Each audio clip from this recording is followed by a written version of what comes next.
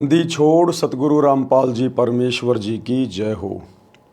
परमपिता परमात्मा सारी सृष्टि के रचनहार, कुल मालिक, असंख्य ब्रह्मांडों के स्वामी, जगत गुरु, तीनों लोकों में प्रवेश करके सबका भरण पोषण करने वाले राजाधिराज, आत्माधार, नाथों के नाथ, देवों के देव महादेव, सर्वेश्वर महेश्वर, मृत्युंजय, अजरो अमर, आदि अनादि सनातनी प्रभु, जगत पिता जगदीश्वर, श्री श्री 1008 की उपाधि के वास्तविक अधिकारी, अकाल मूर्त सौद स्वरूपी राम वासुदेव, सर्वगतम ब्रह्म, परम पूज्य, प्रथम पूज्य, परम संत, परम पुरुष, परम धनी, परम दयालु, सत्य कबीर, हक्का कबीर, अल्लाहु कबीर, अल्लाहु अकबर, बाखबर, अल्लाह ताला, जगत के तारणहार, जगत के मुक्तिदाता, जगत के जगन्नाथ, हारे के सहारे, हिंदुओं के राम, मुसलमानों के अल्लाह, सिखों के वाहिगुरु, ईसाइयों के मसीह, दया के सागर दयानिधि, करुणा के सागर करुणानिधि, स्वयंभू परिभू, संकट मोचन, कष्ट हरण, मंगल करण, दुख भंजन, अविगत कबीर, निर्विकार निर्विषम परमात्मा, अलय अलेख सतगुरु, आदि अनादि सतगुरु, असली मर्यादा पुरुषोत्तम, असली राम, असली कृष्ण, असली घनश्याम, असली मुरारी, राजाओं के राजा, महाराजाओं के महाराजा, शहनशाहों के शहनशाह, सम्राटों के सम्राट, भगवानों के भगवान, अल्लाहों के अल्लाह, प्रभुओं के प्रभु, मसीहाओं के मसीह, सच्चे वाहे गुरु, बाबाओं के बाबा, पीरों के पीर, सेठों के सेठ, जगत सेठ, सावड़सा सेठ, सर्वगुण संपन्न, अनंत कोटि कलाओं के स्वामी, अनंत कोटि ब्रह्मांडों के नायक, योगियों में महायोगी, ध्यानियों में महाध्यानी, सिद्धों में परम सिद्ध, ज्ञानियों में तत्व ज्ञानी, ब्रह्म ज्ञानी, महाज्ञानी, परम ज्ञानी, सर्वश्रेष्ठ ज्ञानी, विज्ञानी, युवा कबीर, समर्थ कबीर, असमवाद, अमित ओझा, सच्चे रहनुमा, करीम अल्लाह, सुभान अल्लाह, दुनिया के अंतिम पैगंबर, 8 सितंबर 1951 से गांव धनाना, जिला सोनीपत, हरियाणा, भारतवर्ष की पावन भूमि पे प्रकट रियल कल की भगवान श्री नारायण साकार हरि, श्री बाबा साहेब,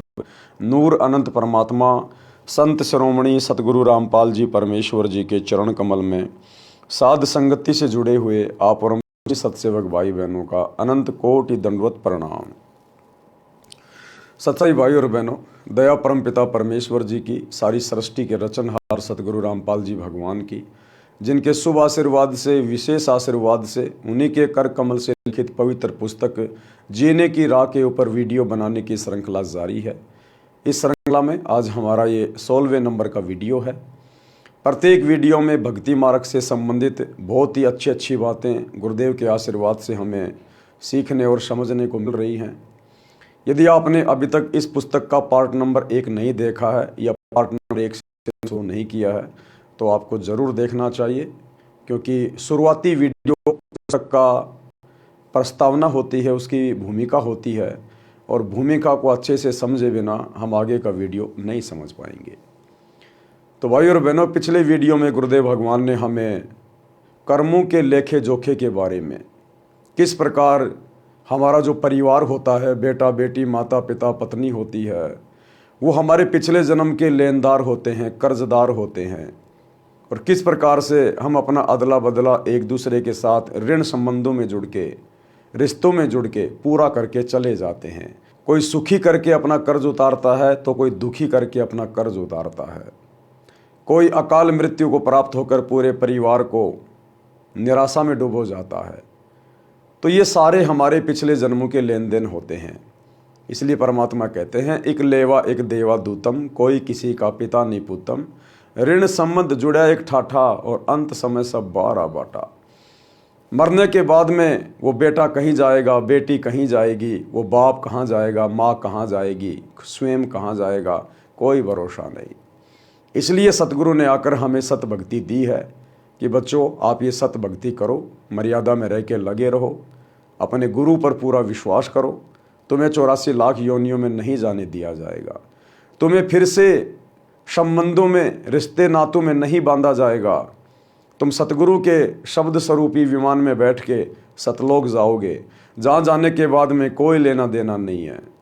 वहाँ ना कोई लेवा है, ना कोई देवा है, ना कोई ऋणदाता है, ना कोई कर्जदार है। वहाँ सुख ही सुख है, क्योंकि वो सुख सागर है। वहाँ हर प्रकार से तुम्हें हर प्रकार के सुख भोगने को मिलेंगे। तो भाई और बहनों, ये बातें तो हमें उसी समय समझ में आएंगी और इन बातों पर हम उसी समय अमल करेंगे जब हम गुरुदेव के द्वारा लिखित कोई पुस्तक पढ़ेंगे या उनके यूट्यूब पर जाकर सत्संग सुनना शुरू करेंगे। तो प्रार्थना है, मोबाइल सभी के हाथ में है। सृष्टि रचना सतगुरु रामपाल जी भगवान, इस प्रकार से यूट्यूब पर जाकर सर्च करें और गुरुदेव के सत्संग अति शीघ्र सुनना शुरू करें। तो आज हम वीडियो में आगे से शुरू करते हैं। गुरुदेव हमें क्या समझा रहे हैं। पवित्र पुस्तक जीने की राह, वीडियो नंबर 16, पेज नंबर 121। एक लेवा एक देवा दूतम, यानी परिवार में जो हम जुड़े हुए हैं आपस में, परिवार में बेटा बेटी भी हैं, माता पिता भी हैं, तो कोई तो अपना कर्जा उतारने आ रहा है, कोई अपना कर्जा देने आ रहा है। किस प्रकार से? जिस समय श्री शिव जी ने अपनी पत्नी पार्वती जी को अमरनाथ स्थान पर एक सूखे वृक्ष के नीचे बैठकर नाम दीक्षा अमर मंत्र दिया था, उस वृक्ष की खोगड़ यानी तने में बने बिल में मादा तोते ने अंडे उत्पन्न कर रखे थे। समस्त अंडे तो शिव जी की हाथों से बजाई ताली से बच्चे बनकर उड़ गए। उनमें एक अंडा गंदा यानी अस्वस्थ था, उसका जीव उसके अंदर था, यानी आत्मा उसी से चिपकी हुई थी। जब श्री शिव जी ने श्री पार्वती जी को दीक्षा मंत्र सुनाया तो वह गंदा अंडा स्वस्थ हो गया और तोते का बच्चा बन गया। यानी कबीर परमात्मा ने शंकर जी को अमर मंत्र दिए और शिव जी ने वही मंत्र अपनी पत्नी पार्वती को दिए। वही मंत्र जो हम प्रथम दीक्षा में गुरुदेव से वर्तमान में प्राप्त कर रहे हैं। वर्तमान में तो गुरुदेव हमें भक्ति का कंप्लीट कोर्स दे रहे हैं। प्रथम दीक्षा में 7 मंत्रों की दीक्षा दे रहे हैं, परंतु शंकर जी को केवल बीच बीच के 5 मंत्र सुनाए थे। और वही 5 मंत्र शरीर में बने कमलों में जो प्रधान देवी देवता हैं उनके हैं। वो मंत्र जब शिव जी ने बोलकर पार्वती जी को सुनाए तो उन मंत्रों को उस गंदे अंडे वाली जीव आत्मा ने भी सुन लिया और उन मंत्रों का इतना जबरदस्त प्रभाव कि वो गंदा अंडा स्वस्थ हो गया और फूट गया। उसके अंदर वो जीव प्रफुल्लित हो गया, उसका विकास हो गया और तोता बन के उड़ चला। इन मंत्रों की इतनी पावर है। अब आप कहेंगे कि वर्तमान में भी तो हम मंत्र करते हैं, बहुत सारे लोग सुन लेते हैं, जानवर भी सुन रहे हैं, पशु पक्षी भी सुन रहे हैं। भाई और बहनों, हम जिस स्थान पर हैं, इस स्थान में और जिस जगह पर शंकर जी ने पार्वती जी को ये मंत्र सुनाए थे, उस स्थान में बहुत अंतर है। हम आत्माओं में और शंकर जी ने जिस आत्मा को ये मंत्र सुनाया था पार्वती जी को, हमारे में और उनके पाप कर्मों में बहुत ज्यादा अंतर है। जिस प्रकार डॉक्टर एक ही होता है, दवा एक ही होती है, लेकिन जो हल्का फुल्का रोगी है वो 2-4 दिन में स्वस्थ हो जाता है, जो भयंकर रोगी है उसको 2 महीने भी लग जाते हैं।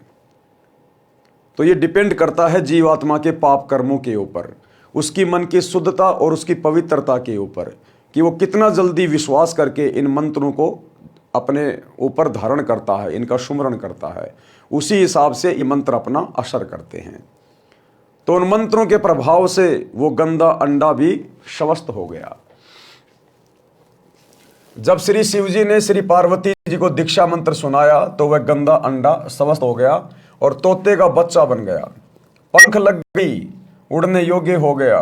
पार्वती जी की समाधि लग गई, उसने हाँ हाँ करना बंद कर दिया, तोता हाँ हाँ करने लगा, यानी हुकारे भरने लगा।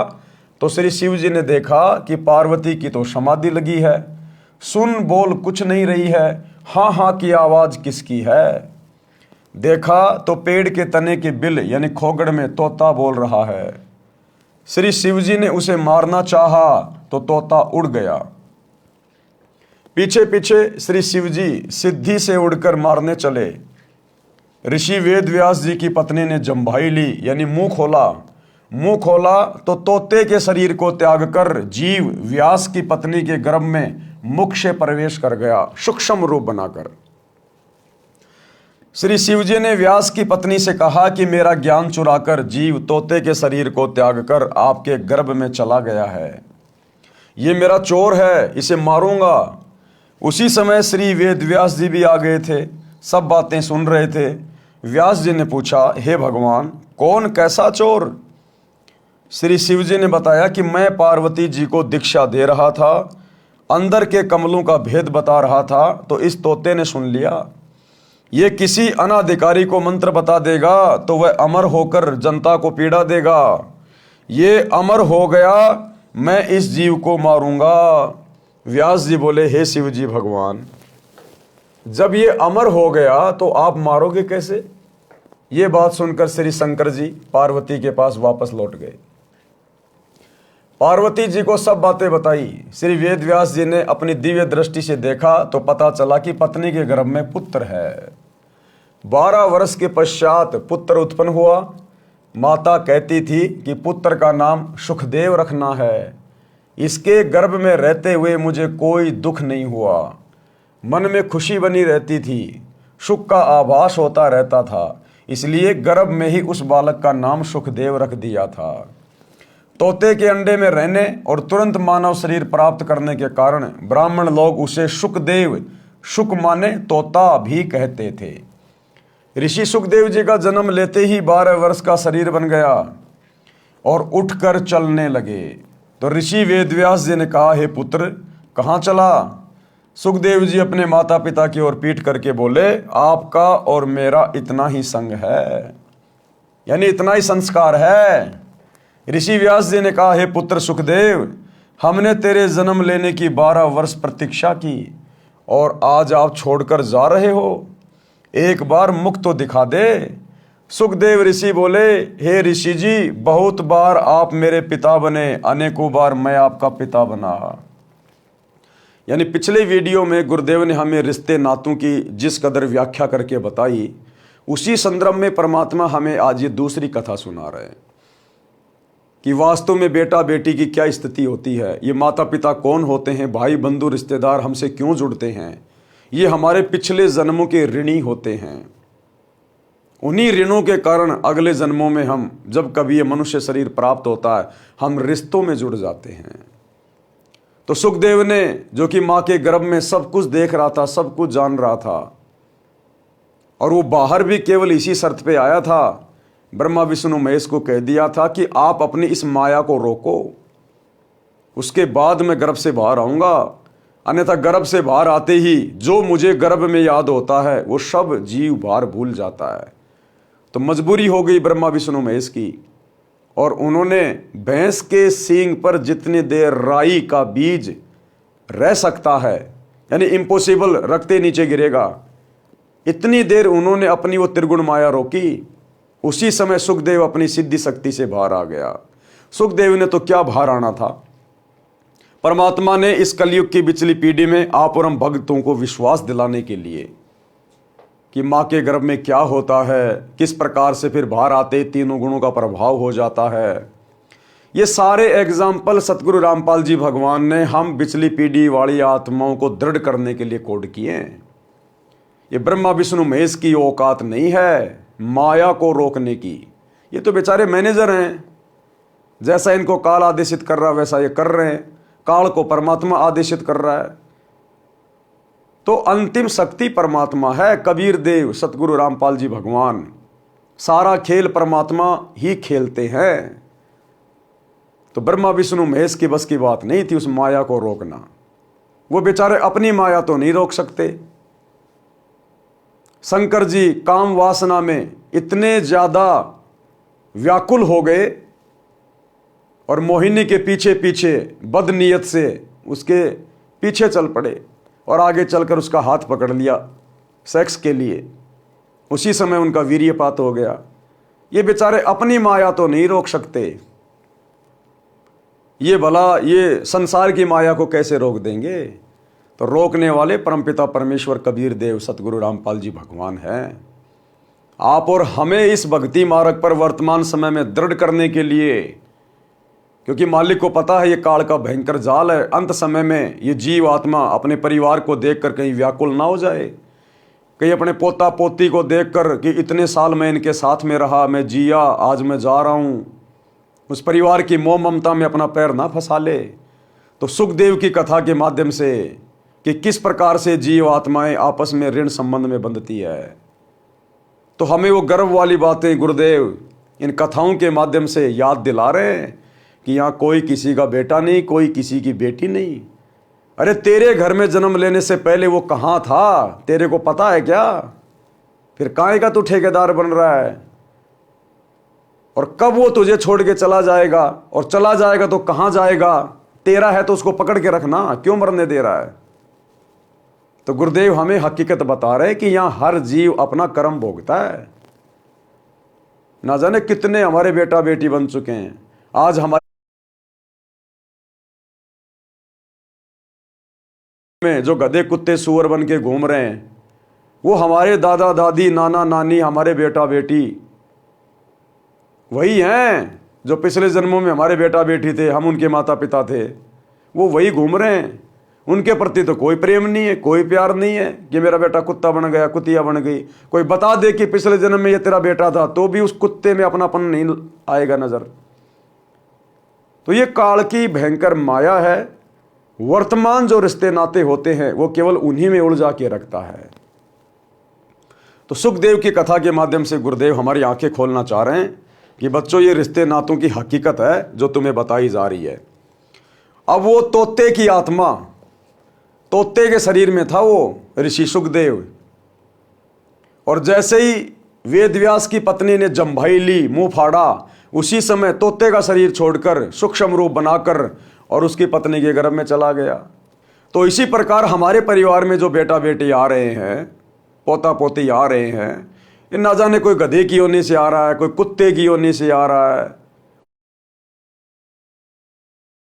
पोते आ रहे हैं, ये ना जाने कोई गधे की योनि से आ रहा है, कोई कुत्ते की योनि से आ रहा है, हो सकता है कोई इंसान की योनि से आ रहा हो। मरने के बाद अगर ये सतभक्ति नहीं की सतगुरु रामपाल जी भगवान की, तो मरने के बाद कोई गधा बनेगा, कोई कुत्ता बनेगा, कोई शुअर बनेगा। तो ये जीवात्मा जब से हम सतलोक से आए हैं इस काल के साथ में, तब से हम अपना इसी प्रकार से कर्म भोग रहे हैं। तो गुरुदेव के कहने का मतलब है कि बच्चों, तुम इन रिश्ते नातों में मत भटकना, मत घूमना। ये मेरी आत्मा है और मैंने देखना है किसको कब पार करना है, किसको किसके गर्भ में भेजना है, किसको किसका बेटा बनाना है, किसको किसकी माँ बनाना है, किसका बाप बनाना है। ये तुम्हारा काम नहीं है। तुम अपनी जिम्मेदारियों तक सीमित रहो, बाकी समय, बाकी ध्यान केवल अपनी भक्ति में लगाओ। सुखदेव ऋषि बोले, हे ऋषि जी, बहुत बार आप मेरे पिता बने, अनेकों बार मैं आपका पिता बना। ये तो बड़ा बखेड़ा यानी झंझट है। मैं भक्ति करके जन्म मरण से मुक्ति करवाऊंगा। मैं आपकी ओर मुख इसलिए नहीं कर रहा हूं कि कहीं मेरा आप में मोह ना हो जाए। और ये मोह कटता है केवल गुरुदेव के तत्व ज्ञान से, गुरुदेव के आशीर्वाद से। गुरुदेव ने हमें जो भक्ति दी है, इस भक्ति की शक्ति से ना देखने से मोह नहीं कटेगा। चलो, सुखदेव ने आंखों से तो नहीं देखा, लेकिन उस मन को कैसे मारेगा जो बार बार ये कहता है कि वो तेरा बाप था, वो तेरा बाप है, वो तेरी माँ थी, वो तेरी माँ है। रह रहकर याद तो आएगी, तो मन को कैसे मारेगा? मन मरेगा सतगुरु के ज्ञान से, सतगुरु के आशीर्वाद से।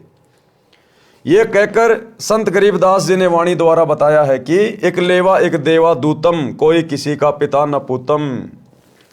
ऋण संबंध जुड़ा एक ठाठा, अंत समय सब बारा बाटा। और मरने के बाद में वो बेटा कहीं गया, बाप कहीं गया, दादा दादी कहाँ गए, किसी को कोई लेना देना नहीं। 2 4 5 दिन रो लिए, 12 13 करके फिर अपने जीवन में मस्त हो गए। भावार्थ, सुखदेव जी ने कहा कि जो परिवार के सदस्य बेटा बेटी आदि आदि नातों में हैं, वे सब पूर्व जन्मों का ऋण लेने या देने के लिए जुड़े हैं।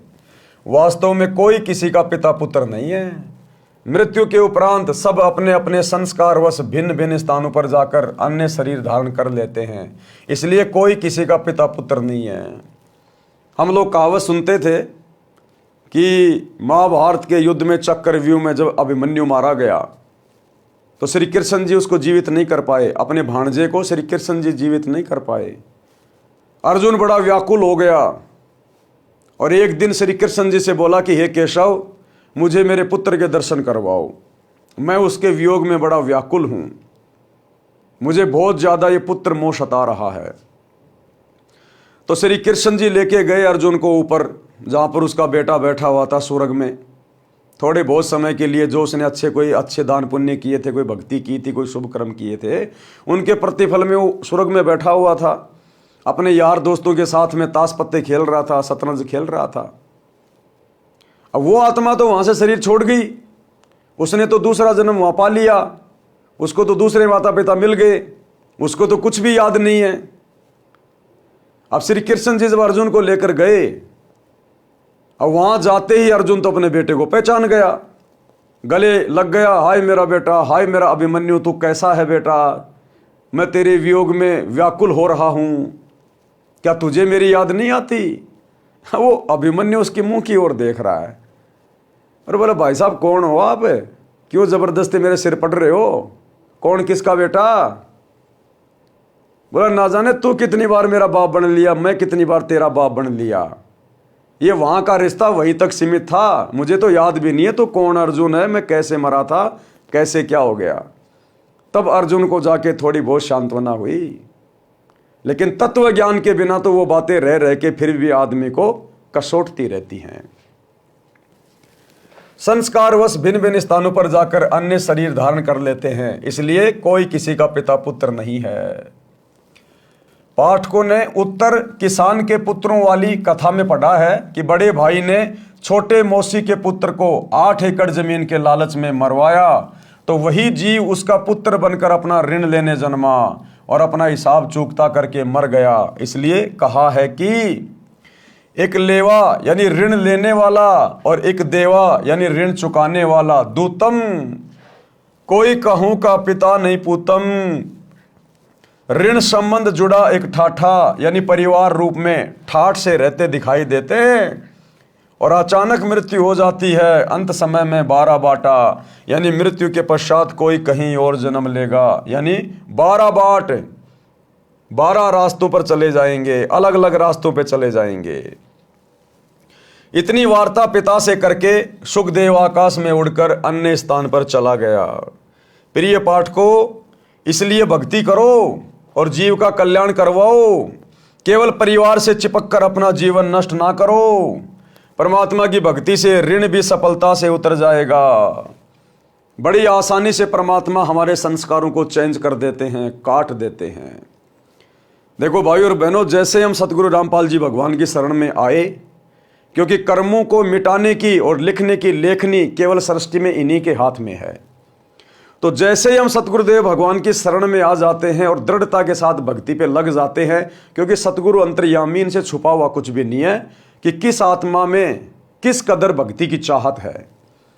परमात्मा कहते हैं, बिन ही रसना नाम रटत हैं और निर्वाणी से नेहा, और गरीब दास भोडल में दीपक छानी नहीं सनेहा।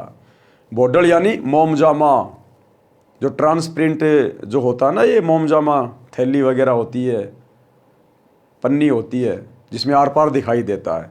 कहते हैं अगर वो दीपक के ऊपर लगा दी जाए या किसी बल्ब के ऊपर लगा दी जाए तो उस दीपक का जो प्रकाश है वो छुप नहीं सकता।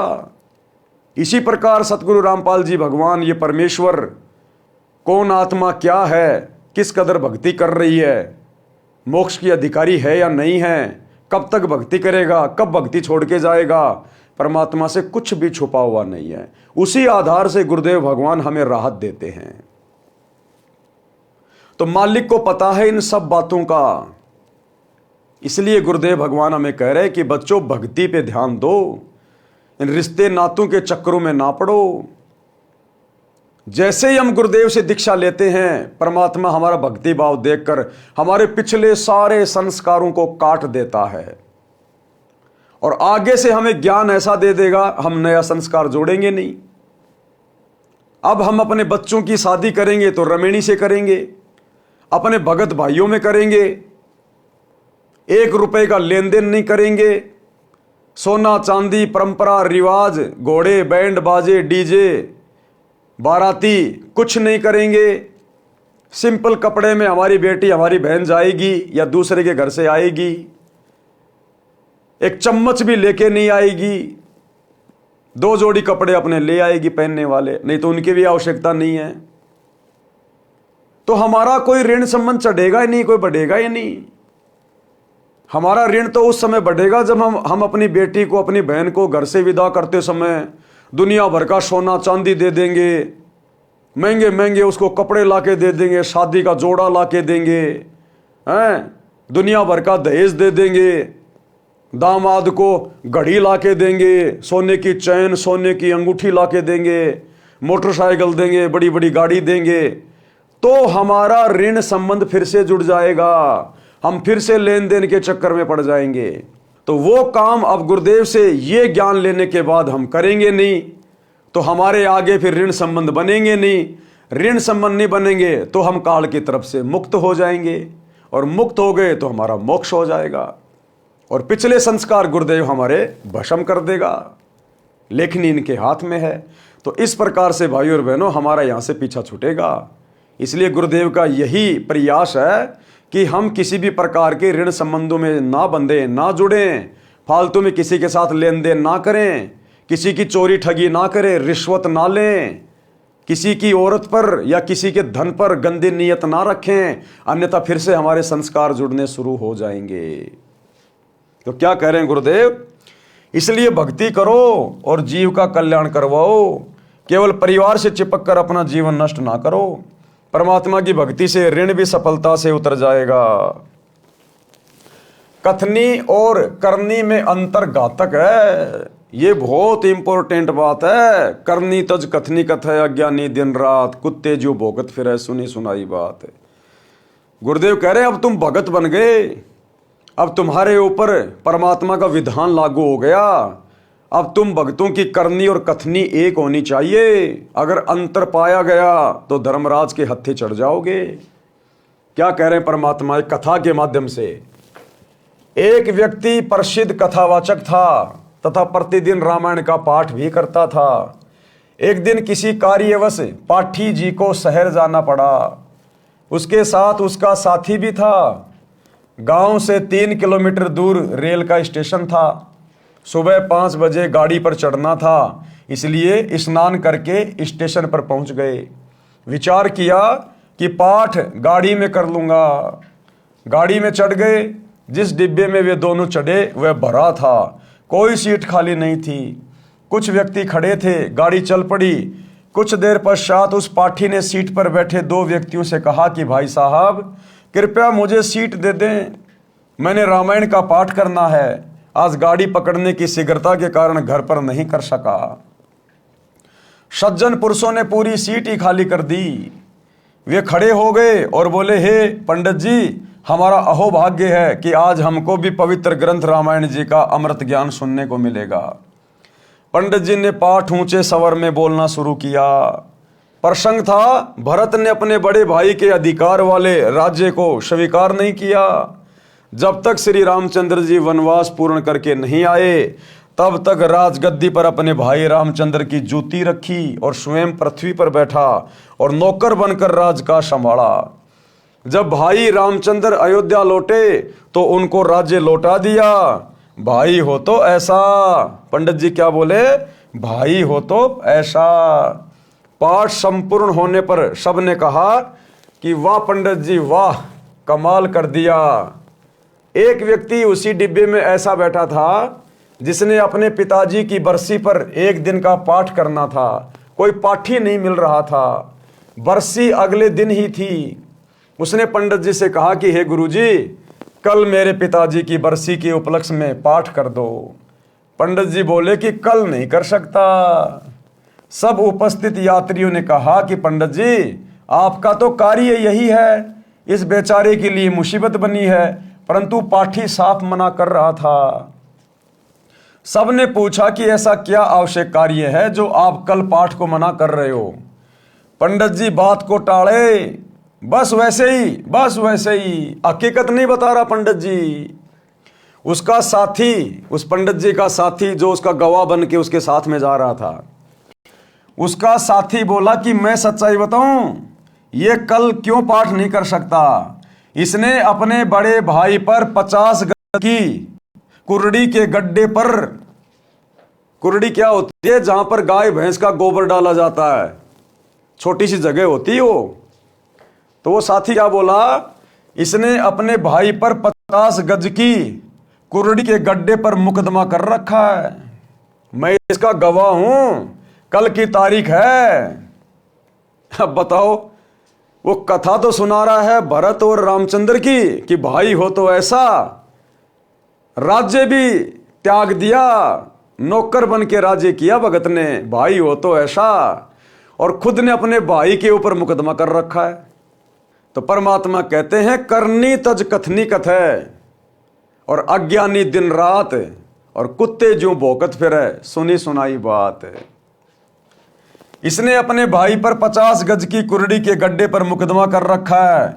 मैं इसका गवाह हूं, कल की तारीख है। उपस्थित व्यक्ति बोले कि हे पंडित जी, कथा तो कैसी मार्मिक सुनाई, और आप अमल कतई नहीं करते। ऐसे व्यक्ति के द्वारा की गई कथा का श्रोताओं पर क्या प्रभाव पड़ेगा। कबीर जी ने कहा है कि कबीर करनी तज कथनी कथ है, अज्ञानी दिन रात, और कुकर ज्यों भौंकत फिरे सुनी सुनाई बात। भाई और बहनों, आप और हमने अपने आचार विचार व्यवहार में, बोलचाल में, अपने स्वभाव में हमने परिवर्तन लाना पड़ेगा। करनी और कथनी को एक करना पड़ेगा। यानी जो भक्ति हमें गुरुदेव भगवान ने दी है, जो ज्ञान हमें गुरुदेव ने दिया है, हमने उस ज्ञान के ऊपर अमल करना पड़ेगा। गुरुदेव की शिक्षाओं पर चलना पड़ेगा, मर्यादाओं में रह के भक्ति करनी पड़ेगी। अन्यथा जब हम इस ज्ञान का आगे प्रचार करेंगे, यदि हम फिर पुस्तकें बांटेंगे, अन्य किसी को ज्ञान सुनाएंगे, तो हमारे द्वारा बांटी गई पुस्तकें और हमारे द्वारा सुनाया गया ज्ञान सामने वाले व्यक्ति पर असर नहीं करेगा, उल्टा हम परमात्मा के दोषी बनेंगे। आज यही कारण है, विशेषकर भारत में तो हो सकता कोई घर ऐसा हो, लेकिन गांव ऐसा कोई नहीं है जिस गांव में सतगुरु रामपाल जी की एक आध पुस्तक ना हो। उसके बावजूद भी दुनिया के ऊपर सतगुरु रामपाल जी के ज्ञान का कोई विशेष असर नहीं हो रहा।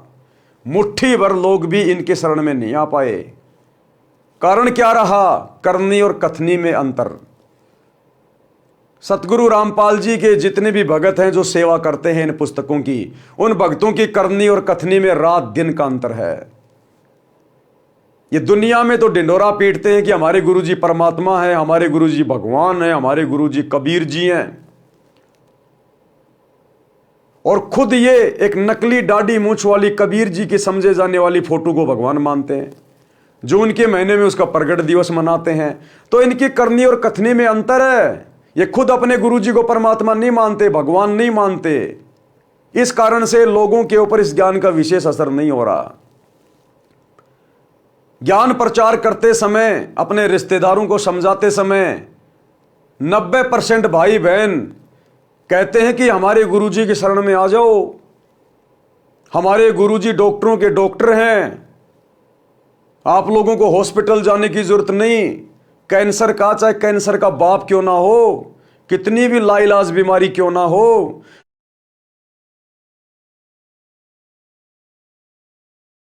परमात्मा नहीं मानते, भगवान नहीं मानते। इस कारण से लोगों के ऊपर इस ज्ञान का विशेष असर नहीं हो रहा।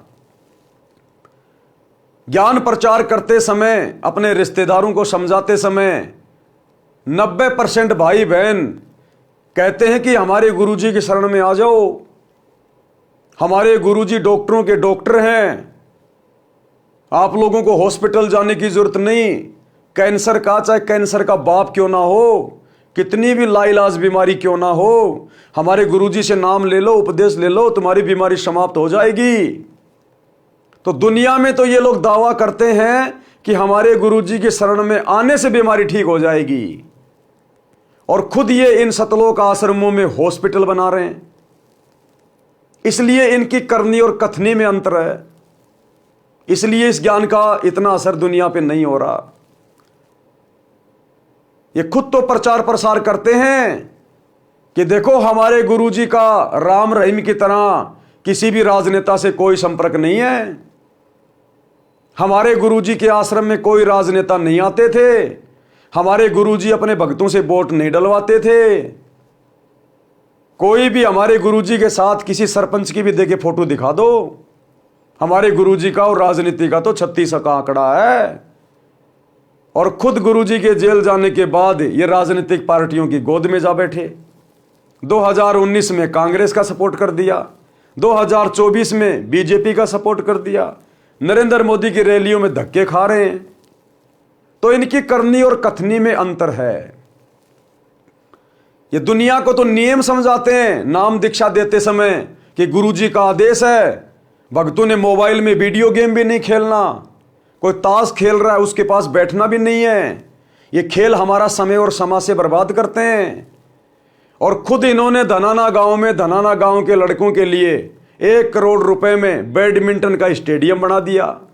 तो इनकी करनी और कथनी में अंतर है, इसलिए दुनिया पे असर नहीं हो रहा। ये दुनिया को तो समझ आते हैं जीव हमारी जाति है, मानव धर्म हमारा, हिंदू मुस्लिम सिख ईसाई धर्म कोई नहीं न्यारा, कि हम सब एक ही परमात्मा के बच्चे हैं। ये धर्म तो इस काल ने बना दिए, हमने धर्म के चक्कर में नहीं पड़ना चाहिए। हिंदू भी अपने भाई, मुसलमान भी अपने भाई। और बांग्लादेश के मुसलमानों के खिलाफ मध्य प्रदेश में विश्व हिंदू परिषद और बजरंग दल के साथ में मिलकर रैलियां निकाल रहे हैं। तो इनकी करनी और कथनी में अंतर, इसलिए दुनिया वालों पर इस ज्ञान का विशेष असर नहीं हो रहा। खुद तो कहते हैं कि हमें भक्ति करनी चाहिए, मानव जन्म दुर्लभ है, मिले न बारंबार, जैसे पेड़ से पत्ता टूट गिरे बहुर न लगता डार। और हमारे गुरुजी कहते हैं कि कहता हूं कहीं जात हूं, कहूं बजाकर ढोल, श्वास जो खाली जात है 3 लोक का मोल। और हमारे गुरुजी कहते हैं कि दुनिया से ती दोस्ती, पड़े भजन में भंग, एक का एक की राम से या साधु के संग।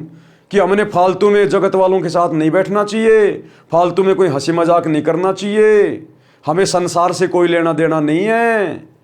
और खुद ये आनंदपाल जैसे गैंगस्टरों की सीबीआई जांच के समर्थन में राजपूत करनी सेना की रैलियों में जाके बैठते हैं, हरियाणा के जाट आरक्षण में जाके बैठ जाते हैं महीने महीने भर। तो इनकी करनी और कथनी में अंतर है, इसलिए दुनिया पे इस ज्ञान का विशेष असर नहीं हो रहा। ये दुनिया में तो ढिंढोरा पीटते हैं कि हमारे गुरुजी, अगर तुम्हारी किडनी भी फेल हो गई, हमारे गुरुजी से नाम ले लो, बिना ऑपरेशन के हमारे गुरुजी किडनी ठीक कर देंगे। और खुद ये इन आश्रमों में कैंप लगा लगा के अपने दांतों को चेक करवा रहे हैं, आंखों को चेक करवा रहे हैं, ब्लड डोनेशन के कैंप लगा रहे हैं, किडनियां दान कर रहे हैं। तो इनकी करनी और कथनी में रात दिन का अंतर है, जिस कारण से सतगुरु का अनमोल ज्ञान लोगों पे असर नहीं कर रहा। क्योंकि ये पुस्तकें बांटते समय ऐसे लोगों का हाथ लग जाता है, ये लोग माध्यम बन गए, निमित्त बन गए। तो निमित्त करता यदि मर्यादा में नहीं है, गुरु के वचन में नहीं है, गुरु को परमात्मा नहीं मानता है, गुरु की शिक्षाओं पे अमल नहीं कर रहा है, तो उस भगत के द्वारा बांटी गई पुस्तकें भी सामने वाले पर पूरा असर नहीं करेंगी। इसलिए भाई और बहनों, परमात्मा कह रहे हैं कि भक्ति मार्ग में आने के बाद बच्चों तुम्हारी करनी और कथनी एक हो जानी चाहिए, तब कहीं जाकर तुम्हारा भी आत्म कल्याण होगा और तुम्हारे शब्दों का किसी दूसरे के ऊपर असर पड़ेगा। गरीबदास जी ने भी कहा है, गरीब बीजक की बाता कहें बीजक नाई हाथ।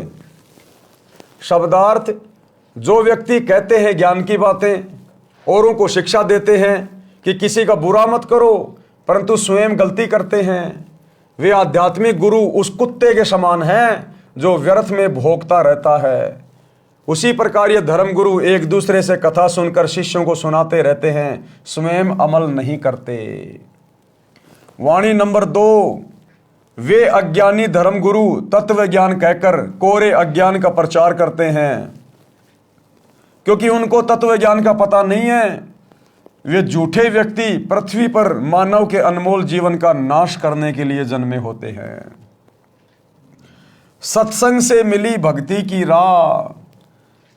अब मनुष्य शरीर को, स्त्री या पुरुष के शरीर को सफल करने के लिए यदि हमें कोई रास्ता मिल सकता है, राह मिल सकता है, तो केवल सतगुरु के सत्संग से मिलेगा, सतगुरु के द्वारा लिखी गई पवित्र पुस्तकों से मिलेगा, सतगुरु के फॉलोवर जो सतगुरु की शिक्षाओं पे चलते हैं उनके संपर्क में आने से मिलेगा। तो किस प्रकार से सत्संग में आने से भक्ति की राह मिलती है? संत नित्यानंद जी का बचपन का नाम नंदलाल था। वे ब्राह्मण कुल में जन्मे थे। संत गरीबदास जी गांव छुडानी जिला झज्जर के कुछ समय समकालीन थे। संत गरीबदास जी का जीवन सन 1717-1778 तक रहा था। उस समय ब्राह्मणों का विशेष सम्मान किया जाता था, सर्वोच्च जाति मानी जाती थी, जिस कारण से गर्व का होना स्वाभाविक था। नंदलाल जी के माता पिता का देहांत हो गया था। उस समय वे 7-8 वर्ष के थे। आप जी के नाना जी नारनौल के नवाब के कार्यालय में उच्च पद पर विराजमान थे।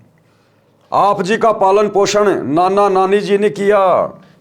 शिक्षा के उपरांत नाना ने अपने दोते नंदलाल को नारनौल में तहसीलदार लगवा दिया। एक तो जाति ब्राह्मण, दूसरे उस समय तहसीलदार का पद, जिस कारण से अहंकार का होना सामान्य बात है। तहसीलदार जी का विवाह भी नाना नानी ने कर दिया था। तहसीलदार जी के महल से थोड़ी दूर पर एक वैष्णव संत श्री गुमानी दास जी अपने किसी भगत के घर पर सत्संग कर रहे थे। वे श्री विष्णु जी के भगत थे। सभी संतजन अपने सत्संग में परमात्मा कबीर जी की अमृतवाणी का सहयोग अवश्य लेते हैं, क्योंकि कबीर परमेश्वर की वाणियों के बिना सत्संग अधूरे हैं।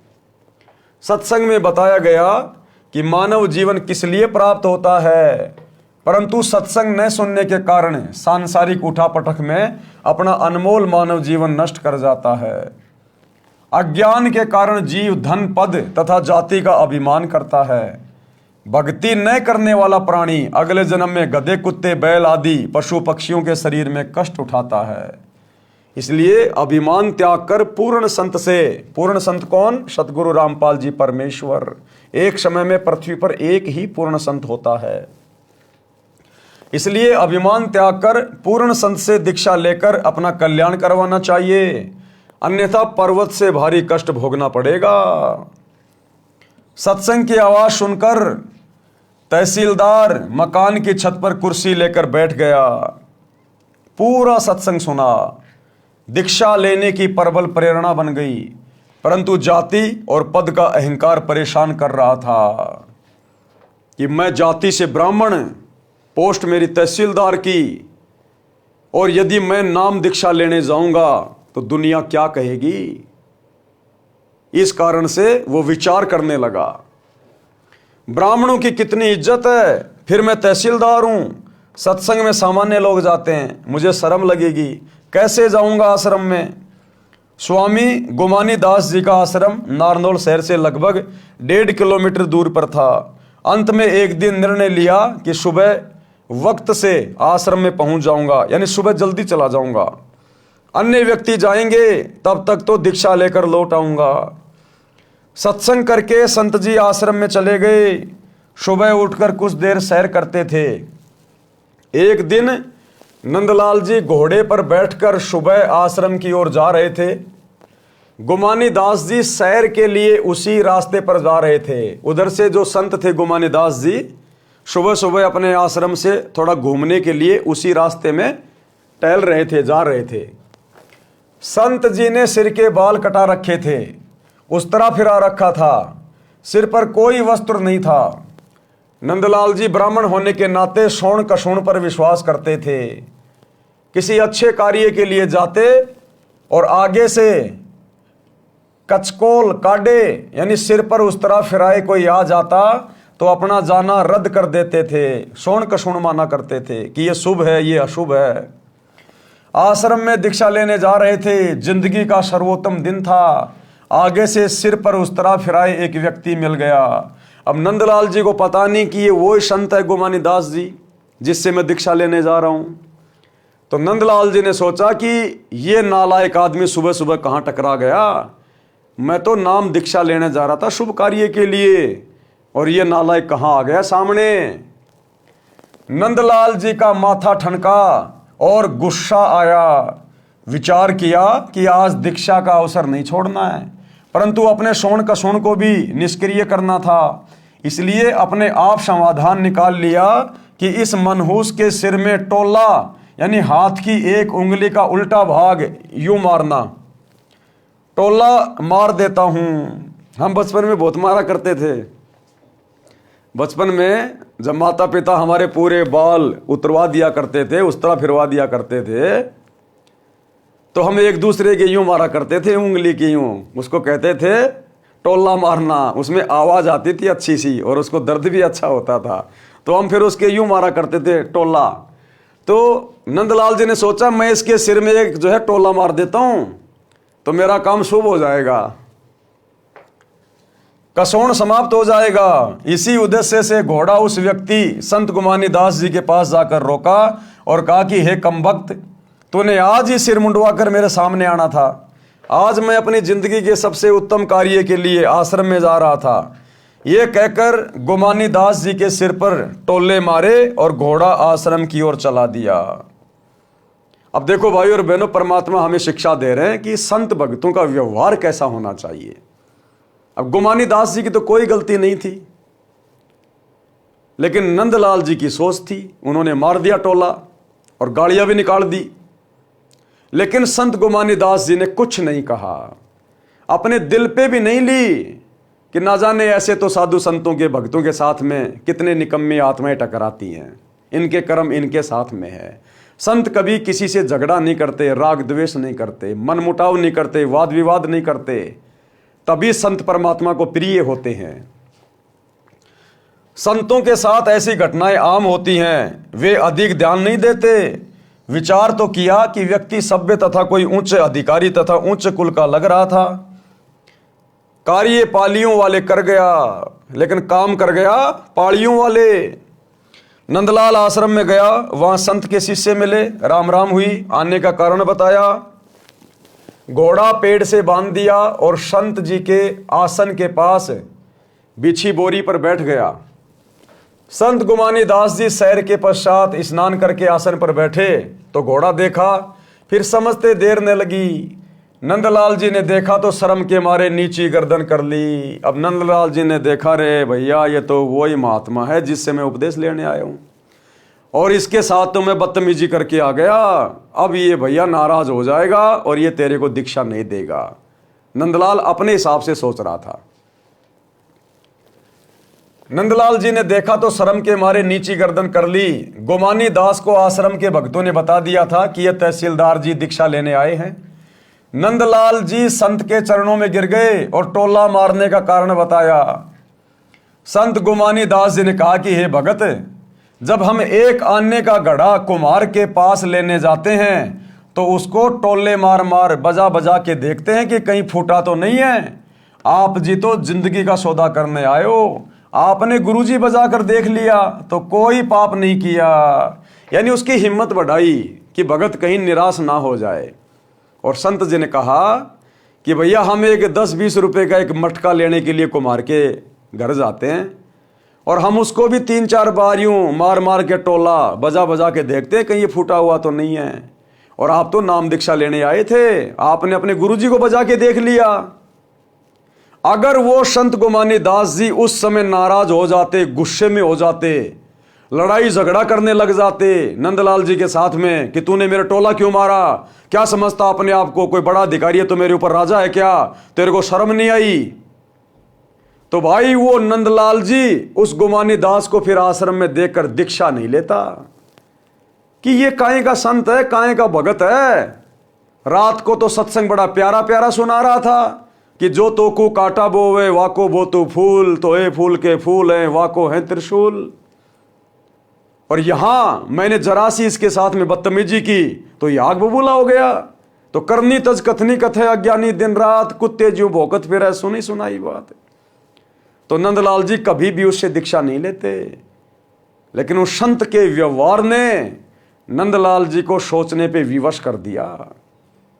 तो इसी प्रकार भाइयों और बहनों, सतगुरु से उपदेश लेने के बाद हम भक्तों के शील, संतोष, विवेक, दया, अक्षमा, धैर्य, कभी भी सतगुरु परीक्षा ले सकता है। कैसी भी घटनाएं घटित करके, कैसा भी माहौल बना के सतगुरु हमारी कभी भी परीक्षा ले सकता है। जैसे सेव, समन और नेकी की परीक्षा ली सतगुरु ने परिस्थितियां पैदा करके।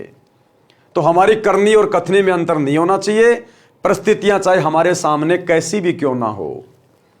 और देखो, जब हमारी परीक्षा होती है तो उस समय विपरीत परिस्थितियां होती हैं, विपरीत, क्योंकि विपरीत परिस्थितियों में तो पता चलेगा कि भगत को ज्ञान कितना है, भगत मर्यादा में कितना है, भगत को धैर्य कितना है, भगत में विवेक कितना है।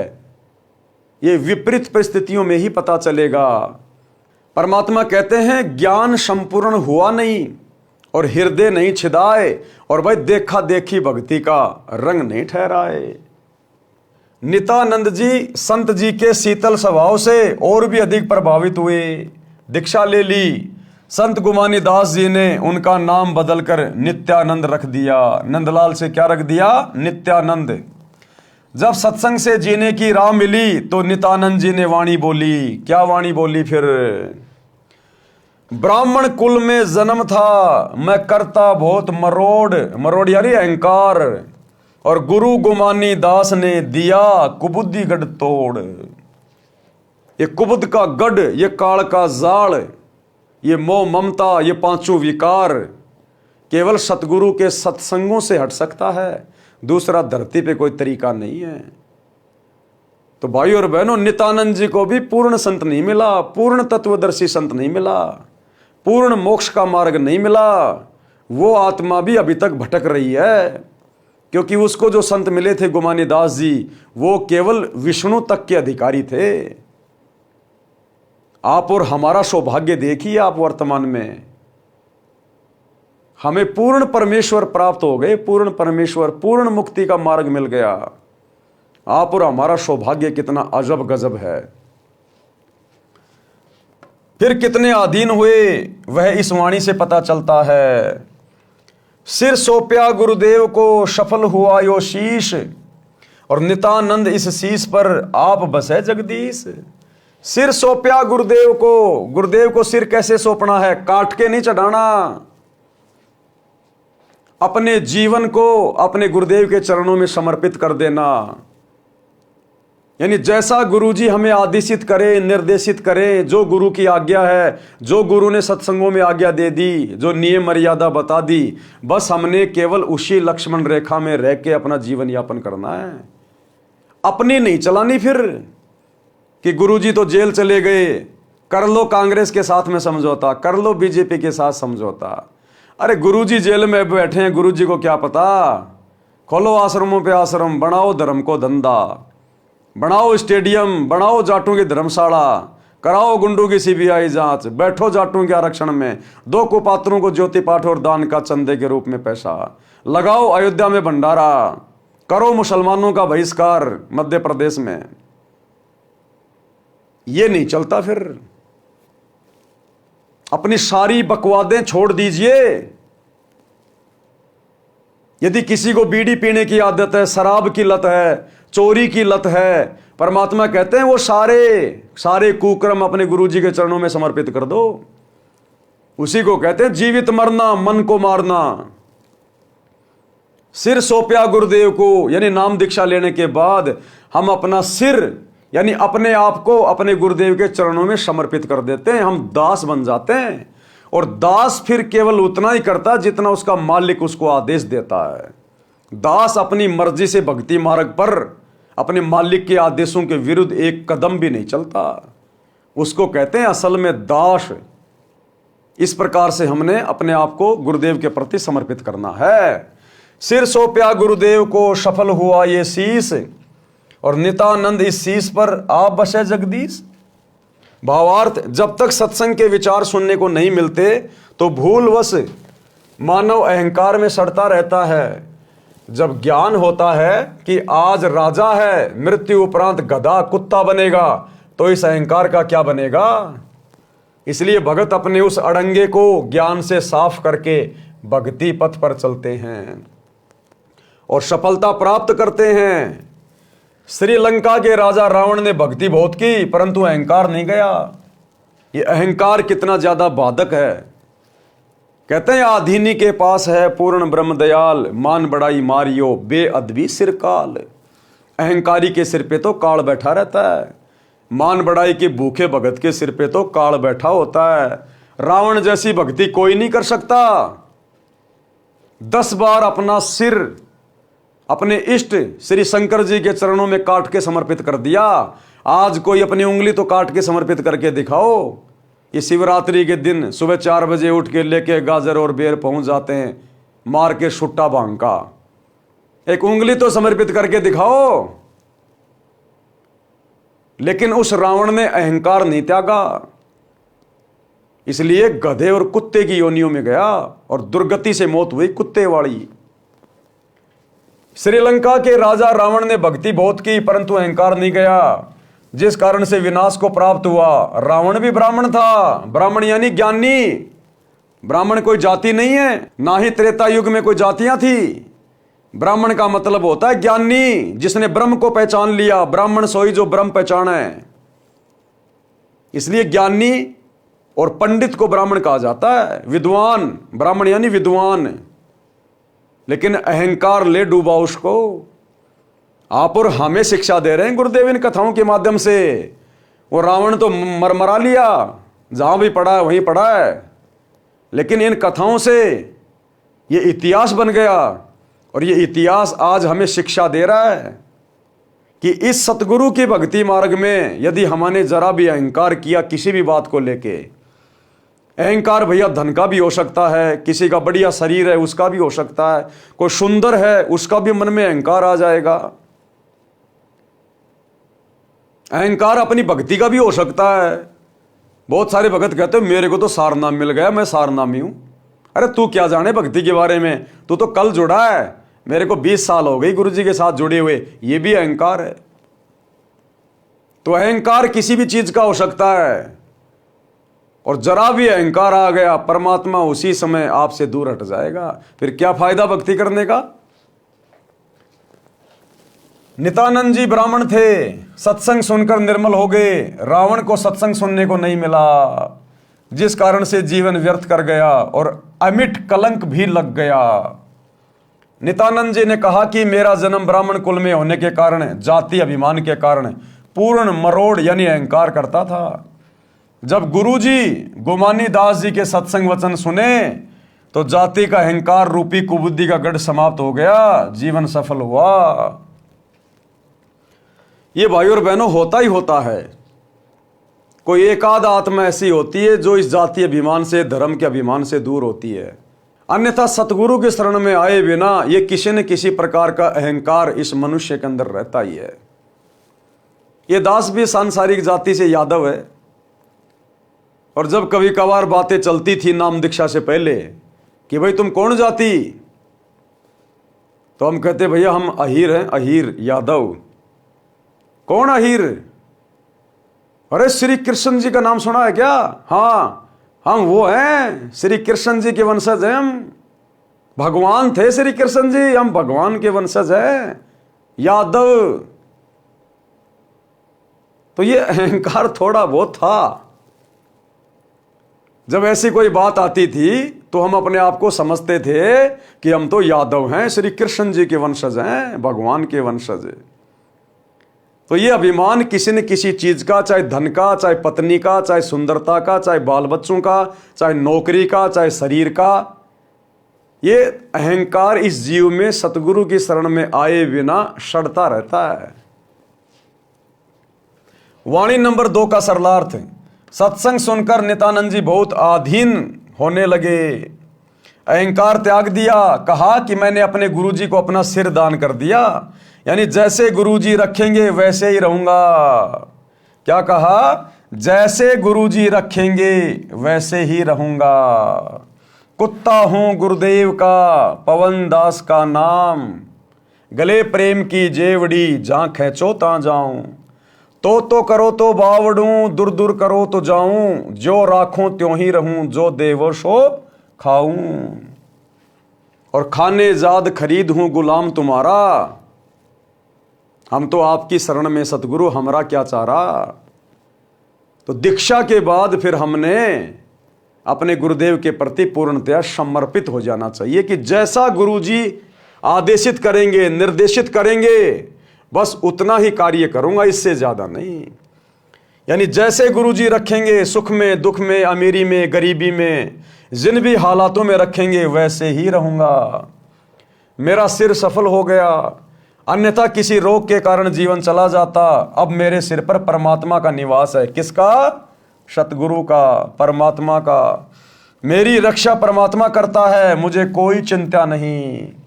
सिर पर साईं सत्य है, तो को क्या भय रे। लेकिन ये साई, ये सतगुरु उसी के शीश पर बैठता है। शीश पर बैठने का मतलब ये नहीं कि गुरुजी आके बैठ जाएंगे तुम्हारे सिर पे, नहीं। यानी गुरुजी का आशीर्वाद सदा उस भगत के शीश पे रहता है। गुरुजी की पल पल नजर उस मर्यादित भगत पे रहती है। जो बच्चा गऊ की नजर में यूं साईं को संत, और भक्तों के पीछे फिरे वो भगत वत्सल भगवंत। नित्यानंद जी का शब्द, भाई और बात तेरे काम न आवे, संतों शरण लाग रे। के सोवे गफलत में बंदे, जाग जाग नर जाग रे। जाग जाग नर जाग रे। और बात तेरे काम न आवे, संतों शरण लाग रे। कि ये मनुष्य शरीर केवल परमात्मा प्राप्ति के लिए मिला है, ये बकवाद करने के लिए नहीं मिला। इसलिए कहते हैं केवल भक्ति कर, सतगुरु की शरण में आ जा, अपने आत्म कल्याण की सोच, और ये संसार की कोई भी बात तेरा उद्धार नहीं करेगी, तेरे काम की नहीं है। ये विषय विकार करना ये तेरे काम की नहीं है। गंदी राजनीति में पैर फंसाना तेरे काम की नहीं है। और बात तेरा काम ना आवे, यानी इस सत भक्ति के अलावा और जितने भी ये जो कर्म हैं ये तेरे किसी काम के नहीं है। केवल नेक नीति ईमानदारी से अपना काम धंधा कर, परिवार का पालन पोषण कर, और ज्यादा से ज्यादा समय अपने सतगुरु की भक्ति को दे। और बात तेरा काम न आवे, ये शांग सिनेमा देखना, फिल्में देखना, दुनिया भर का मेकअप करना, मान बड़ाई अहंकार में फूला फूला फिरना, राजनेताओं के पीछे दौड़ते रहना, एक समोसे के चक्कर में सारा दिन उनका समर्थन करते रहना, झंडा लेके घूमते रहना। कहते हैं अब ये दुनिया भर की बकवादें फिर भगत के कोई मतलब की नहीं रह जाती। उसने अपने आत्म कल्याण की दिशा में आगे बढ़ना चाहिए, मर्यादा में रह के। कहते हैं के सोवे गफलत में बंदे, कि बहुत ज्यादा सो लिया इस काल की भांग के नशे में, अज्ञान में। अब जाग जा, जाग जाग नर जाग रे। यानी सतगुरु के सत्संग सुनकर जाग जा, काल के षड्यंत्र को पहचान ले, सचेत हो जा, अब गफलत में मत जीना आगे। और बात तेरे काम न आवे, संतों शरण लाग रे। के सोवे गफलत में बंदे, जाग जाग नर जाग रे। जाग जाग नर जाग रे। तन सराय में जीव मुसाफिर, करता रहे दिमाग रे। रात बसेरा कर ले डेरा, चले सवेरा त्याग रे। चले सवेरा त्याग रे। और बात तेरे काम न आवे, संतों शरण लाग रे। के सोवे गफलत में बंदे, जाग जाग नर जाग रे। जाग जाग नर जाग रे। क्या समझा रहे हैं गुरुदेव?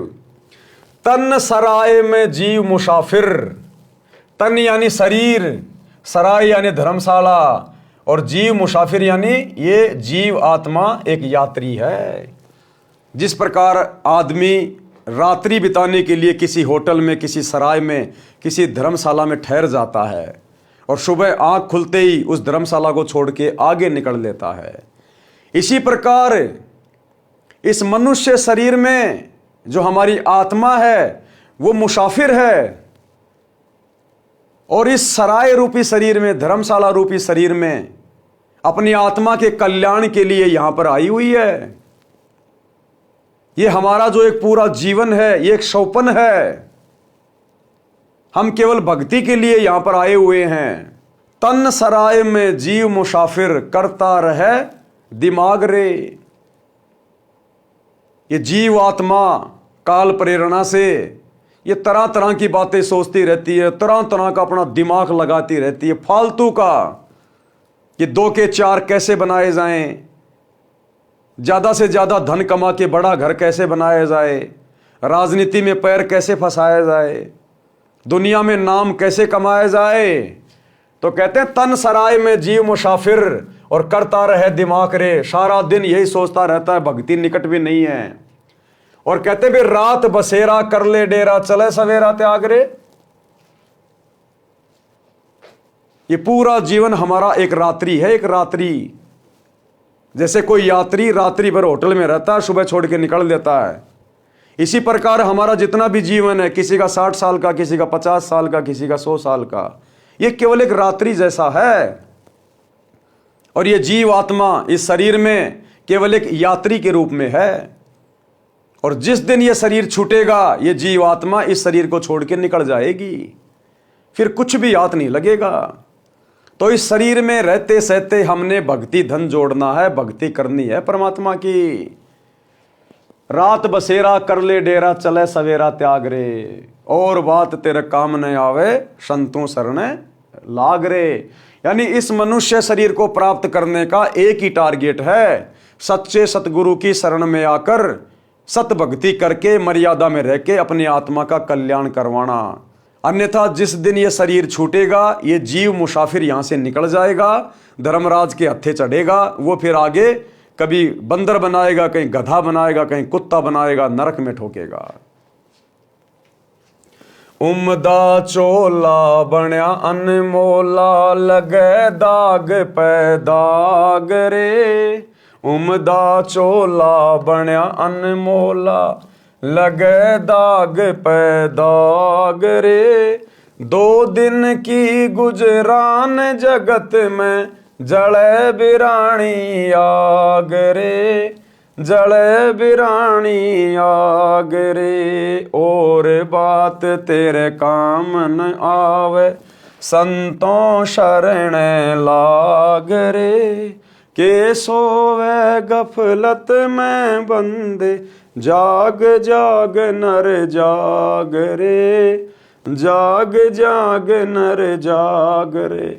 उम्दा चोला बनया अनमोला, ये मानव शरीर बहुत बेशकीमती है, बहुत अनमोल है ये। और तू इसके ऊपर अज्ञानता में संतों की संगति के बिना दाग पे दाग लगा रहा है। रिश्वत लेके, चोरी करके, जारी करके, कुदृष्टि डाल के, नशा करके, जीव हत्या करके, 2 नंबर के काम करके, राजनीति करके तू इस उम्दा चोले को गंदा कर रहा है, दाग पे दाग लगाए जा रहा है, इस मनुष्य जन्म को बर्बाद किए जा रहा है। उम्दा चोला बने अनमोला, लगे दाग पे दाग रे। 2 दिन की गुजरान जगत में, ये तेरे 2 दिन का जीवन है संसार में। क्यों जले बिरानी आग रे, क्यों दुनियादारी में पड़ रहा है फालतू में, क्यों बिरानी आग में जाके पांव फंसा रहा है, क्यों फालतू की राजनीति जाके कर रहा है। ये बिरानी आग में पड़ना है, राजनीति में जाना, दुनिया वालों के साथ में फालतू की यारी दोस्ती रिश्तेदारी निभाना, किसी का बिचौला बनना, किसी का गवाह बनना, ये बिरानी आग में जलना है। यानी सतगुरु की भक्ति के अलावा जितने भी कुकर्ते हैं, ये सारे बिरानी आग में जलने के बराबर है, बिरानी आग में जलने के बराबर। तो परमात्मा कहते हैं तेरा 2 दिन का जीवन है संसार में। यानी जिस दिन ये शरीर छूटेगा, उस दिन फिर हमें क्या मिला, क्या हाथ लगा हमारे।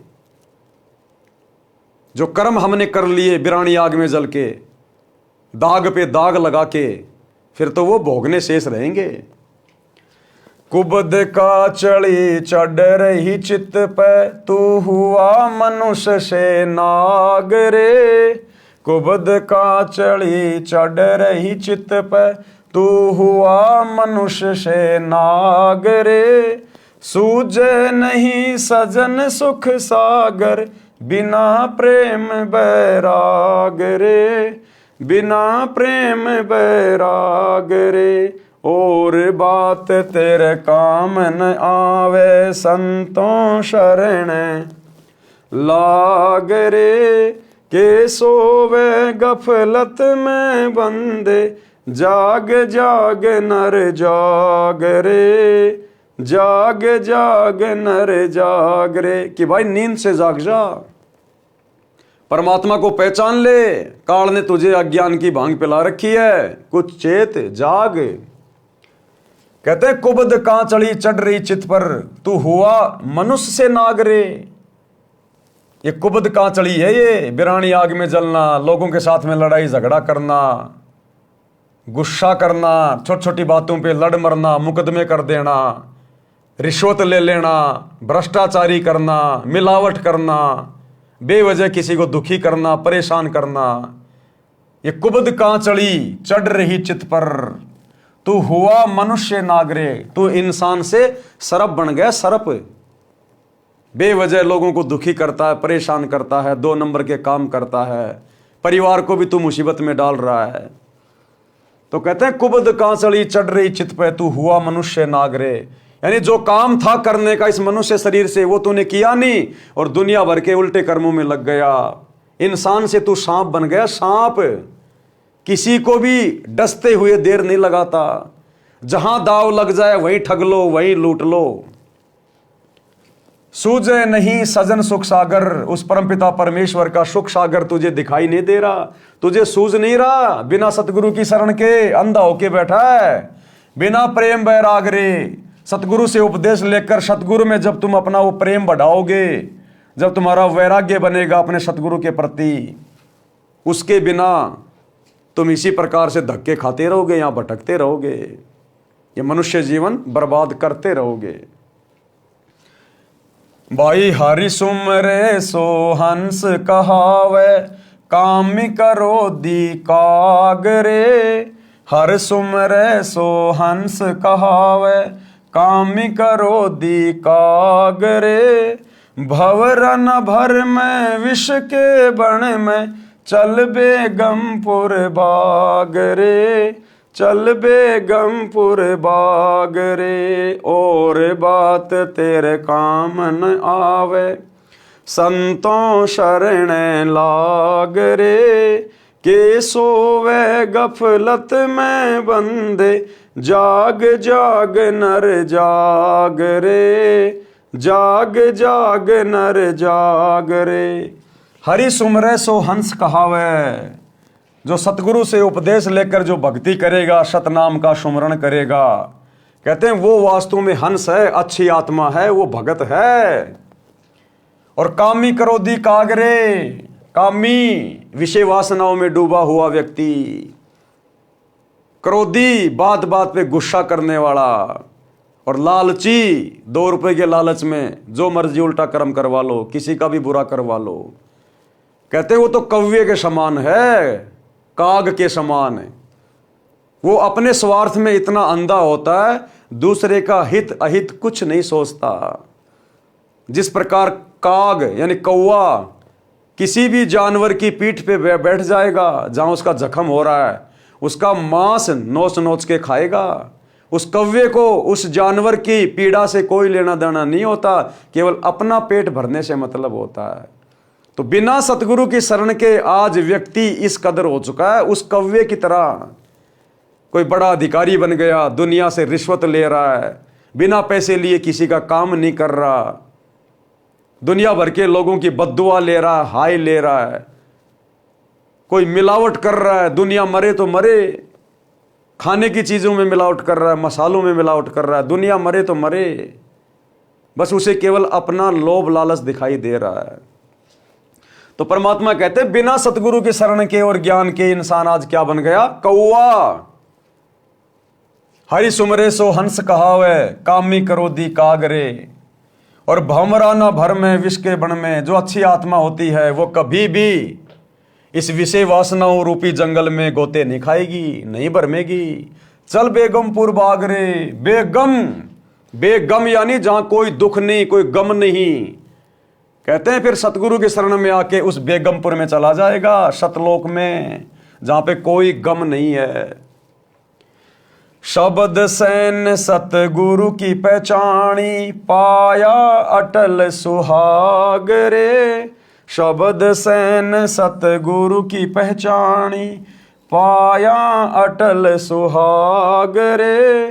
नितानंद महबूब गुमानी, परगट पूर्ण भाग रे, परगट पूर्ण भाग रे। और बात तेरे काम न आवे, संतों शरण लाग रे। के सोवे गफलत में बंदे, जाग जाग नर जाग रे, जाग जाग नर जाग रे। शब्द सैन सतगुरु की पहचानी, यानी सतगुरु से सत्संग सुन के हमें वो पॉइंट याद आ गए, ध्यान में आ गए। हम सतगुरु के संकेतों को समझ गए कि बेटा अगर भक्ति नहीं करी, मोक्ष प्राप्त नहीं हुआ तो अगला जन्म तेरा नरक में है, नरक में 84 लाख योनियां भोगेगा, असहनीय कष्ट भोगेगा।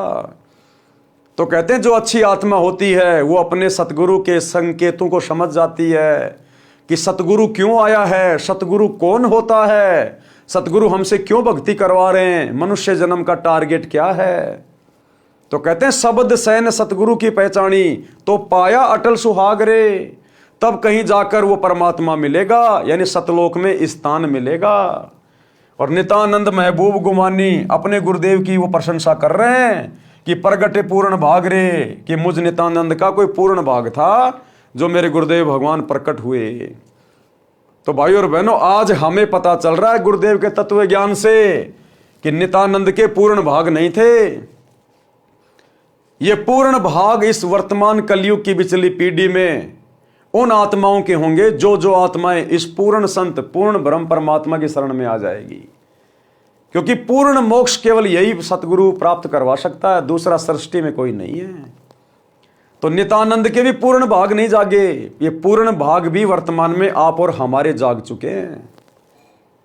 नितानंद महबूब गुमानी, प्रगटे पूर्ण भाग रे।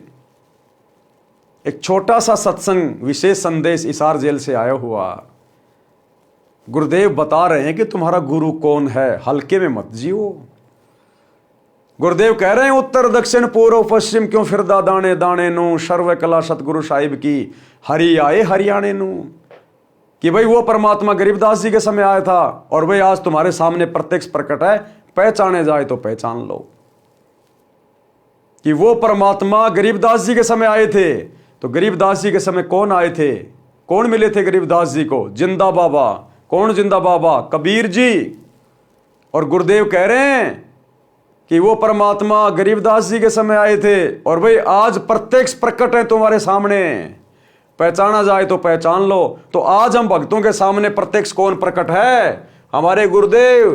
तो कौन है हमारे गुरुदेव? स्वयं कबीर परमात्मा, जिंदा बाबा। ये छोटा सा सत्संग अगर आंख खुली होगी तो समझ जाओगे, आंख बंद है तो जिंदगी में नहीं समझ पाओगे। सुनिए। तो क्या बताते हैं, उत्तर दक्षिण पूर्व पश्चिम फिरता दाने दाने नो, और सर्व कला सतगुरु साहिब की हरि आए हरियाणे। गरीबदास जी के समय आए थे, रिबारे भाई प्रगट सामने था, पहचाने जात पहचान लियो। गरीबदास जी के समय आए थे, रिबारे भाई प्रगट सामने था, पहचाने जात पहचान लियो। गरीबदास जी के समय आए थे, रिबारे भाई प्रगट सामने था, पहचाने जात पहचान लियो। तो भाई और बहनों, अब यकीन हो जाना चाहिए कि पूर्ण भाग किसके प्रकट हुए, नित्यानंद जी के या आप और हमारे? नित्यानंद जी तो आज भी विष्णु लोक की भक्ति करके जन्म और मरण में हैं, क्योंकि उनका इष्ट ही जन्म मरण में है, श्री विष्णु जी। तो नित्यानंद जी का कैसे जन्म मरण का रोग समाप्त हो जाएगा? ये पूर्ण भाग तो आप और हमारे प्रकट हुए हैं, बड़े सौभाग्य से, गुरुदेव के आशीर्वाद से। तो अब इस परमेश्वर को पहचानने में देरी मत करो। एकमात्र इष्ट पूरी सृष्टि का यही है, जिंदा बाबा कबीर जी, सतगुरु रामपाल जी। इसलिए हम भगत भाई बहन बार बार निवेदन करते हैं, विशेषकर हमारे खुद के भगत भाई बहनों से जो सतलोक आश्रमों से जुड़े हुए हैं, जो अज्ञानता की नींद में सोए पड़े हैं, जून के महीने में कागज के टुकड़े को, उस नकली दाढ़ी मूछ वाली कबीर जी की समझे जाने वाली फोटो को कबीर मान के पूज रहे हैं, कबीर प्रकट दिवस मना रहे हैं, अपने गुरु को हल्के में ले रहे हैं, उन आत्माओं से प्रार्थना है अपने भाग जगा लो, नहीं तो अंत में वही बनेगी जो भक्तिहीन प्राणियों की बनती है। तो क्या कहते हैं, शब्द सैन सतगुरु की पहचानी। तो गुरुदेव ने संकेत कर दिया कि भाई वो गरीबदास जी के समय आए थे और आज तुम्हारे सामने प्रत्यक्ष प्रकट है, पहचान सको तो पहचान लेना। तो ये संकेत करेगा, संकेत। शब्द सैन सतगुरु की पहचानी, पाया अटल सुहाग रे, और नितानंद महबूब गुमानी, प्रगटे पूर्ण भाग रे, और बात तेरे काम ने आवे, संतों शरण लाग रे। वास्तव में यह ऊपर लिखा शब्द कबीर साहिब जी का है, फिर भी हमने ज्ञान प्राप्त करना है। शब्दार्थ, अब गुरुदेव ने इन वाणियों का क्या अर्थ किया है। हे मानव, स्त्री पुरुष परमात्मा की चर्चा व भक्ति के अतिरिक्त अन्य कोई बात यानी चर्चा तेरे काम की नहीं है। आपको तत्व ज्ञान नहीं है, इसलिए मोह ममता व अज्ञानता की नींद में सो रहा है, यानी परमात्मा को भूला है। जाग जाग यानी संभल जा और संतों से सत्संग सुनकर आत्म कल्याण करवा। ये मानव शरीर में जीव ऐसे है जैसे यात्री किसी होटल में कमरा किराए पर लेकर रात्रि व्यतीत करता है और सुबह त्याग कर अपने कार्य पर चल जाता है। इसी प्रकार इस शरीर रूपी होटल में जीव यात्री के समान है। जब मृत्यु का समय आएगा तब सवेरा हो जाएगा। जैसे आदमी रात्रि को शौपन लेता है, शौपन में कहीं घूम रहा, दिल्ली मुंबई में मेट्रो में राजा बन गया, सेठ बन गया, और जब वो सपना टूटा तो सुबह उसी चारपाई पे पड़ा है, मच्छर खा रहे हैं, टूटी फूटी रजाई है। तो इसी प्रकार ये एक जो हमारा जीवन है पूरा, मनुष्य स्त्री या पुरुष का जितने भी साल हम जीते हैं संस्कारवश, ये केवल एक रात्रि जैसा है, एक रात्रि जैसा एक शौपन है। जिस दिन शरीर टूटा, ये सपना टूट गया, वही धर्मराज के दरबार में खड़े होंगे मुंह लटका के। यानी शरीर रूपी सराय यानी होटल को त्यागने का समय हो गया है। आप शरीर त्याग कर भक्ति न करके खाली हाथ जाओगे। मानव शरीर रूपी वस्त्र अनमोल है, उम्दा चोला बण्या अनमोला, लगे दाग पे दाग रे। ये मानव शरीर रूपी वस्त्र अनमोल है। तत्व ज्ञान के अभाव से भक्ति न करके पाप पर पाप करके इस पर दाग लगा रहा है। इस संसार में जीवन अधिक नहीं है। अपने परिवार के पोषण में तथा धन संग्रह करने में जो परेशानी उठा रहा है, पाप करके धन जोड़ रहा है, मृत्यु के पश्चात परिवार तथा संपत्ति धन बेगानी हो जाएगी। इसे जोड़ने में किए पाप तुझे नरक में जलाएंगे। पाप करके दूसरे की यानी बिरानी आग में न जलकर मर। सत्संग सुने बिना पाप पुण्य तथा शिष्टाचार का ज्ञान नहीं होता। मानव शरारती बुद्धि का होता है। मानवता को भूलकर अपनी शक्ति के द्वारा निर्बल को सताकर सर्प वाला कार्य कर रहा है, जो तेरे नाश का कारण बनता है। हे सज्जन पुरुष, ये ज्ञान है जो बिना प्रेम व सच्ची लगन से सत्संग सुने बिना नहीं होता। जो व्यक्ति भक्ति करता है, हरि सुमरे सो हंस कहावे और कामी क्रोधी कागरे। जो व्यक्ति भक्ति करता है तो उसे भगत कहते हैं, यानी हंस पक्षी जैसा अहिंसावादी कहा जाता है। अर्थात भगत किसी को कष्ट नहीं देता। हंस पक्षी भी सरोवर की मछली व कीड़े नहीं खाता, केवल मोती खाता है। काग पक्षी स्वार्थवश जीवित पशु पक्षी का मांस नोच नोच कर खाता है, कष्ट देता है। इसी प्रकार सत्संग न सुनने वाला व्यक्ति अध्यात्म ज्ञान के अभाव से स्वार्थवश अन्य से धन लूटता है, चोरी करता है या अन्य कष्ट देता है, जो पाप है। हे जीव रूपी भंवरा, विषय विकारों काम क्रोध मोह लोभ रूपी विष के वन में न भटके। ये काल लोक तो कष्ट का घर है, उस बिना कष्ट वाले सतलोक में चल, वह सुखदायक है। चल बेगमपुर बाग रे, भंवरा न भर में विष के वन में, चल बेगमपुर बाग रे। नित्यानंद जी ने कहा है कि मैंने अपने गुरु जी का सत्संग सुना, शब्द सैन सतगुरु की पहचानी, पाया अटल सुहाग रे। नित्यानंद जी ने कहा कि मैंने अपने गुरु जी का सत्संग सुना और उनका संकेत समझ गया जो ऊपर बताया है, अपना जीवन धन्य कर लिया। इसी प्रकार हम भगत भाई बहनों ने भी गुरुदेव का संकेत समझकर कि भैया वो परमात्मा गरीबदास जी के समय आए थे और आज तुम्हारे सामने प्रत्यक्ष प्रकट है, पहचान सको तो पहचान लो, नित्यानंद जी ने कहा कि मैंने अपने गुरुजी का सत्संग सुना और उनका संकेत समझ गया, जो ऊपर बताया है, अपना जीवन धन्य कर लिया। मुझे मेरे प्यारे महबूब गुरु गोमानी दास जी मिले, ये मेरा कोई पूर्व जन्म का सौभाग्य था।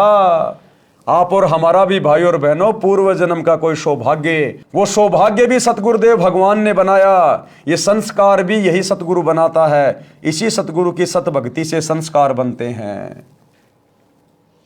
शब्द तो भाई और बहनों, आज के वीडियो में हम केवल इतना ही लेंगे। कल रात्रि 8 बजे सभी भाई बहन गुरुदेव भगवान के आशीर्वाद से फिर से लाइव जुड़ेंगे। अगले वीडियो में गुरुदेव भगवान इस शब्द के माध्यम से हमें क्या शिक्षा दे रहे हैं कि तन मन शीस ईस अपने पे, पहलम चोट चढ़ावे जब कोई राम भगत गति पावे। तो शीस तो भैया उस समय चढ़ाएंगे जब इष्ट का पता चलेगा कि वास्तव में मेरा इष्ट कौन है।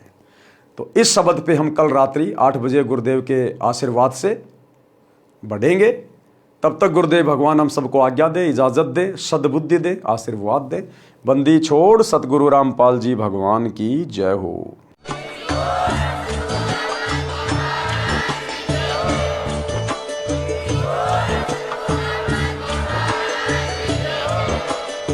भाई जो गुरु बचन पे डट गे, कट गे फंद 84 के, कट गे फंद 84 के, कट गे फंद 84 के।